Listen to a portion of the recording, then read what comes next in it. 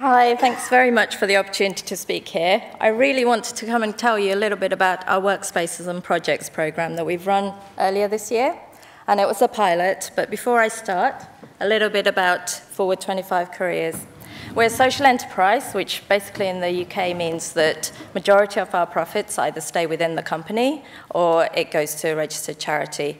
And we set up last year really thinking through the issue around future careers and work and how we can inspire really the next generation to follow their dreams.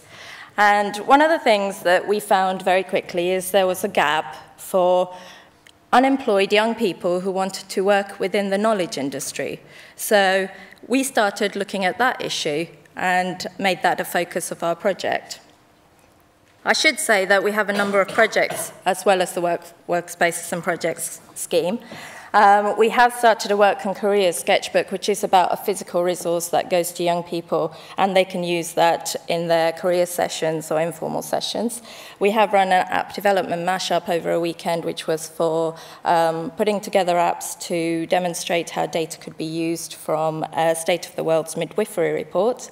And more recently, we've been working on a photo trilogy program where we're looking at the less visible careers within STEM and how we can use art and photography to bring that forward and show it in a physical space. So before I start telling you about our program, something about what we found. In education, there's structure. And with structure, somehow the young people that we've met just let go a little bit of time. They just carried on through education and suddenly got to 17, 19, 22, depending which education structure they followed, and found themselves stuck. And they usually then let a few more months go, and then they get even more stuck. At that point, their peers, their colleagues, their students, some of them have moved on, and then poverty strikes as well, so they get even more marginalized. So when we meet them, they're young, unemployed, not in education, and not really thinking about education. And most of my interviews, I can predict now, start with, I didn't have a good time at school, and I don't like maths. So when we talk to them, their basket is empty. Their skills, even if they're graduates, and we do come across graduates, and we have come across a postgraduate, their basket is empty because they don't know how to apply it to the world of work. And so as a result, their CV looks pretty empty. They have a big list of possible qualifications, big list of the retail jobs they might have taken here and there, the summer job, the Christmas job. But it doesn't speak to the employer, it doesn't speak to the organization. We're not surprised that they don't get employed because they're not putting their skills forward. So we thought about this and thought, well, there are lots of programs in place. They can get training, they can go to literacy classes, numeracy classes, get one-to-one help for CV, interview skills and all that. What can we do? So we opened up Workspaces at the Innovation Centre, which is where we're based. The Innovation Centre is a hub for effectively startups and knowledge companies. And in this case, it's based at the University of Exeter. So we're nothing to do with them, but we can have space there. So we thought, we'll bring them over here.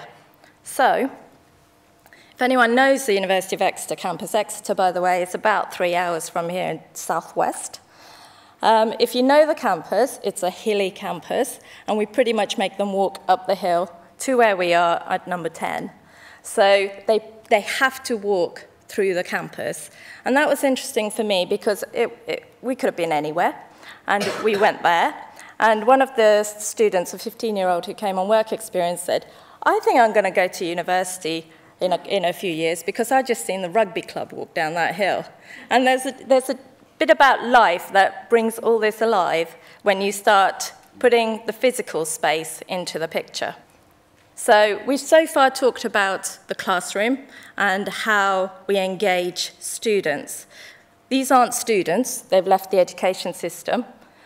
But what we talk about is how we engage them for work-related skills and build their confidence up. And usually we find that they do stay. They come for 25 hours a week as a minimum, and they come for up to 8 weeks.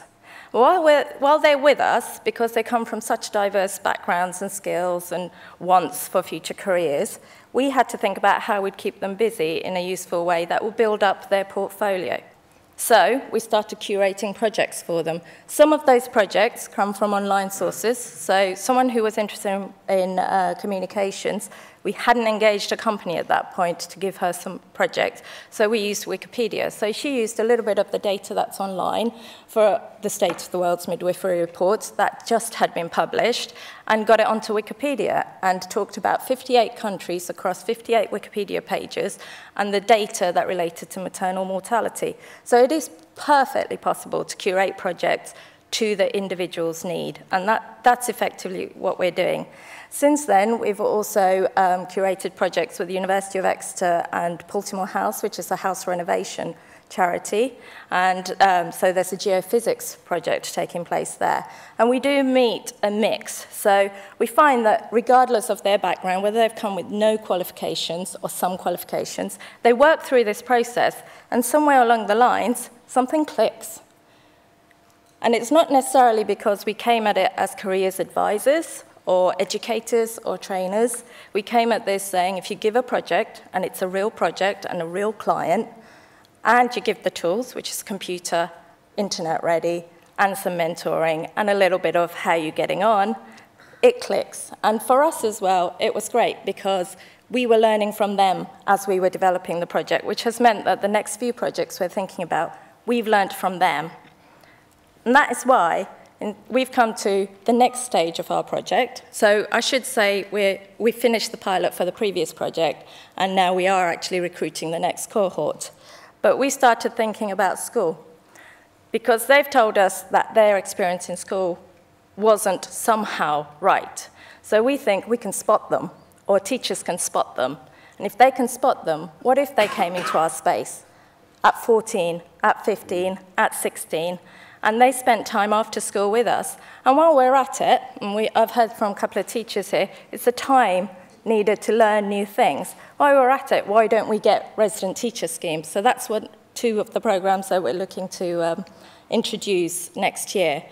And what I think after a conference like this is we have 2 weeks with these guys to work out what their skills are, what their interests are. I think it's time we put computer-based math in there to show them what reality is all about for maths. And that's really what our next focus will be as well. So we are now ready for our next pilot, and I'll keep you informed on our website. Thank you.